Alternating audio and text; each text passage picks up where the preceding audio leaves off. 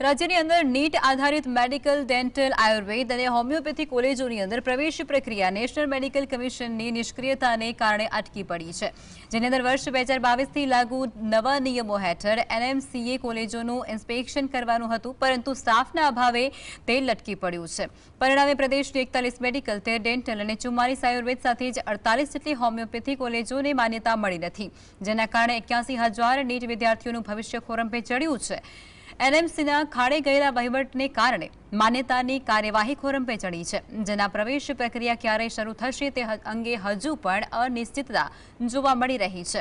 વિદ્યાર્થીઓ અને વાલીઓની અંદર પણ રોષ છે, જ્યારે એનએમસીની જવાબદારી પર પણ સવાલો ઉઠ્યા છે। નેશનલ મેડિકલ કમિશન જેની સીધી જવાબદારી બને છે, કેન્દ્રની સરકાર ભાજપ સરકાર એની પણ જવાબદારી બને છે કે તાત્કાલિકપણે મેડિકલ કોલેજની માન્યતા માટેની કાર્યવાહી ઝડપી પૂર્ણ કરે અને મેડિકલ માટેના અભ્યાસક્રમની પ્રવેશ પ્રક્રિયા વિના વિલંબે શરૂ કરવામાં આવે, તો જ ગુજરાતના વિદ્યાર્થીઓને ન્યાય મળશે અને સારા તબીબો સમયસર અભ્યાસ કરવામાં જશે, તો તેઓ છેતરાતા અટકશે।